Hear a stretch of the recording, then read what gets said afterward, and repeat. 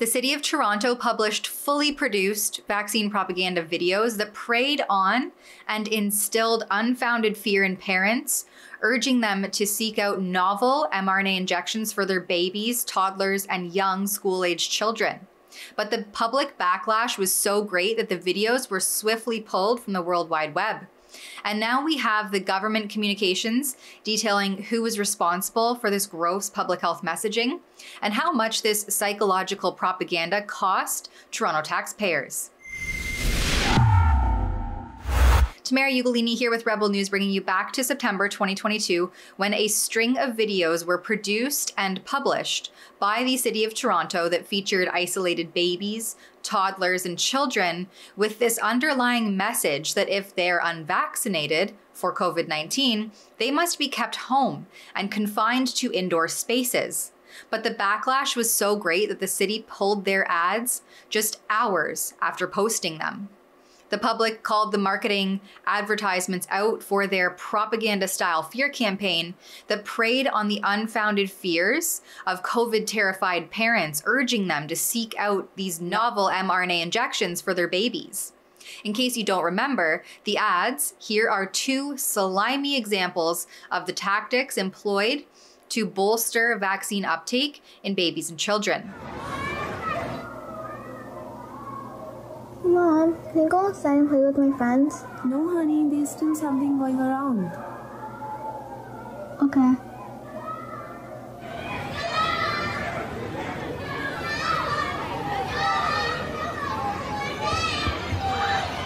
When can we see her? We would love to see her. Squeeze those cheeks. Look over here. Look over here.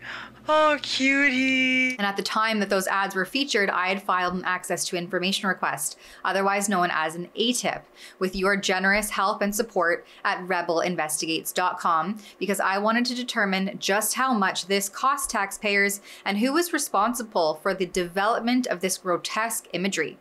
It was estimated at the time that the total cost was approximately $20,000 for 5 of these 20 to 30 second clips. But now with the help of this returned ATIP, we've discovered that the amount may have only been a starting point. The video's intent, in consultation with community ambassadors involved in the city's vaccination campaign, was to communicate with hard-to-reach communities that COVID-19 vaccines are available for children, that the vaccines are safe and effective and protect children, their families, and the community.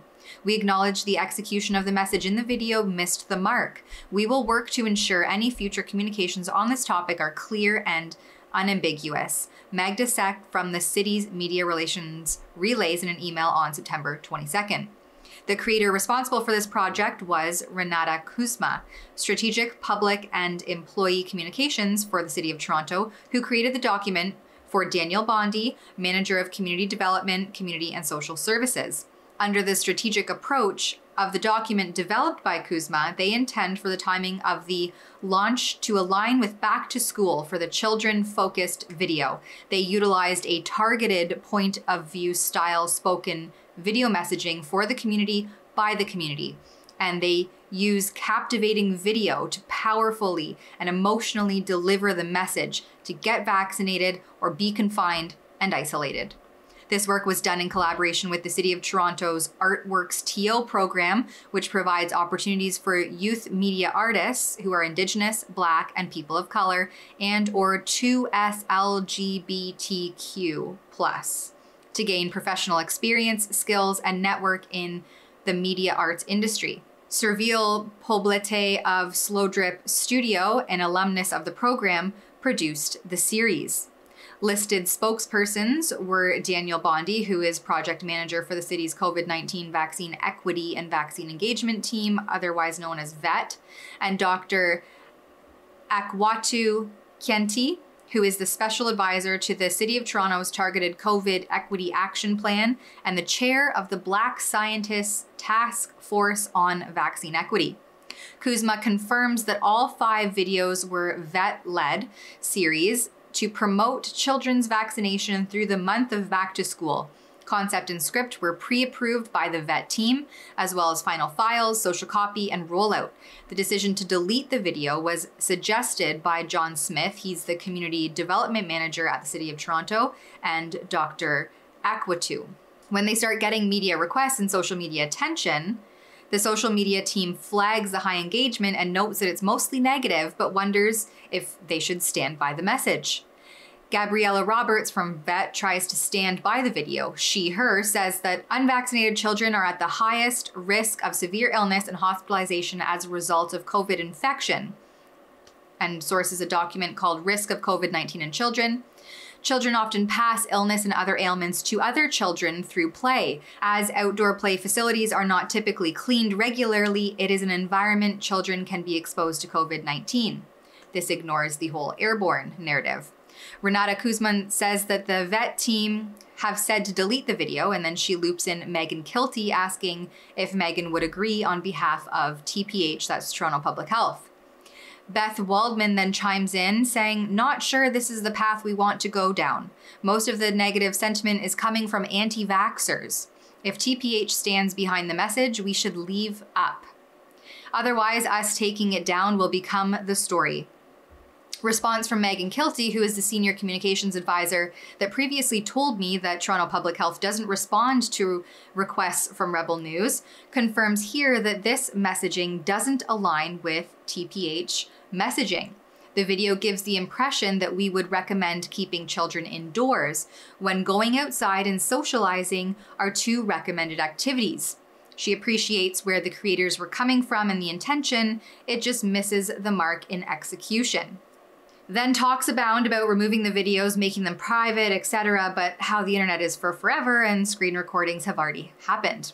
While all of this scrambling is taking place, Kuzma gives a breakdown of the ad rollout and launch in response to the interdepartmental questions being thrown at them following media attention from Andrew Lawton at True North and Brad Ross's response to Joe Warmington from the Toronto Sun that he published online, which basically threw the VET's team under the bus as being responsible for all of this. It reads, this apparently began as an ask from Daniel Bondi in July following extension of VET program and remaining funds in his budget of $56,000. The intention was to build out a few more videos with this money, starting with children/youth in September to align with back to school, opening eligibility of this age group and vaccine availability. Further videos are a seniors focus video for October, a hero style ambassador video, and lastly, a highlight video from the last 2 years to align with the December year-end report. A brainstorm session was held in July with Serve from Slow Drip Media, who produced these clips, and the VET team, which names Daniel Bondi, Nana Kubi, Rolf Santos, Gabriella Roberts, and Savannah Torres Salbach to discuss the ask and chat through ideas of how to make it happen. Side note here, Savannah notes in her LinkedIn bio that she co-led the implementation and distribution of a $450,000 Toronto Youth Vaccine Engagement Strategy grant to community-based organizations serving youth and vaccine engagement initiatives. All right, back to the breakdown. The result was this concept deck, including script and ideas, which was then approved by the VET team. The estimate was provided and approved by Daniel, $20,000 for the youth series. The VET team then began to recruit ambassadors to participate in these videos as per the previous ones, and film shooting began. Serve, who works again for the production studio, shared the video cuts with me. I shared with the VET team mentioned above and with Rosalind and went through feedback rounds. Final cuts were then shared for final looks and were approved by the VET team. I put together the rollout attached, shared with the VET team, and they approved it. I then shared with Rosalind, who flagged potential scheduling conflicts with the Queen's news, her passing, at which point I connected with the social team to shift some of the dates around. The VET expressed excitement for this series. Daniel requested all videos be posted on the web as soon as the first one was published on social. Approximately half an hour later, Francine Antonio Forte from the City of Toronto details the actions taken thus far when the team is alerted that screen recordings are being shared of all the videos with negative reviews. Only 2 videos in total have been promoted on social. The first video was posted last Thursday on all 3 platforms and received very little engagement on that day. We have now removed it from all 3 platforms. The second video was posted today and, as you know, was removed at 6 p.m. The other 3 videos have not been promoted on social, including the one referenced below, in brackets, baby in a crib. All 5, however, were posted to YouTube, which is where that person grabbed it from. All 5 videos have since been made private on YouTube. All 5 videos have also been unpublished from the website. Initially, Natalie Naum, the Community Development Officer for Vaccine Engagement, sends out an email asking why city spokesperson Brad Ross said that the videos were developed by vet ambassadors. Mainstream media even tried to get someone from Toronto Public Health to do an interview about it. Look, Hayden Waters, a producer-reporter from CBC's Here and Now afternoon radio show, requested an interview with Vinita, that's Toronto's Associate Medical Officer of Health, Dr. Vinita Dubé, or Kim, who I believe to be Kim Keitner, the health marketing specialist from Toronto Public Health. They wanted to talk about the advertisements, why they were pulled, and what the city's message was when it came to kids and vaccines and how they plan to get more kids vaccinated. When they offered up City of Toronto's nearly $200,000 salary earner and Chief Communications Officer Brad Ross, the interview was canceled. Now, did the 5 videos actually cost $20,000, or was there more to that? Because at roughly $4,000 a pop, which the studio developer says is actually closer to $5,000 to $6,000 per video for the youth series, it begs to question just how on budget the final price tag was. The invoice from the production studio details $20,000 cost, not including tax, obviously, which was part of a larger allotted budget of $56,000. Oddly, most of the social media accounts tied to Slow Drip Studios, a self-described boutique Toronto-based creative agency that has a very basic homepage, have all been deleted. Twitter account no longer exists, Facebook is deleted, looks like LinkedIn too, and only a mediocre Instagram account remains with a mostly inactive YouTube channel.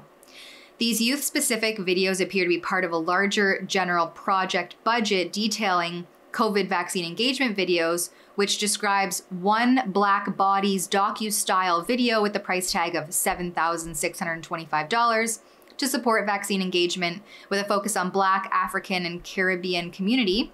Then 4 docu-style videos at $8,750 a pop to support vaccine engagement with a targeted focus on communities who are at higher risk of contracting COVID-19 and communities that have low vaccination rates, with a total budget of roughly $48,000 to a maximum of almost $100,000. Because there may be an additional 5 to 7 videos, the total cost was actually estimated at $129,000 with a maximum budget of $187,000. People of Toronto, there is nearly $200,000 of your hard-earned tax dollars going to targeted propaganda to increase profits for Big Pharma. Not to mention the vast salaries of the bloated bureaucracy responsible for developing this targeted ad campaign and those required to collaborate and act swiftly to pull it down to save face. For Rebel News, I'm Tamara Ugolini. If you appreciate our independent journalism and want to support our repeated filing of access to information documents, then please support our efforts at rebelinvestigates.com. At that website, you can stay up to date with all of our exclusive reports and chip in there to help offset our costs if you're able to. That website again is rebelinvestigates.com.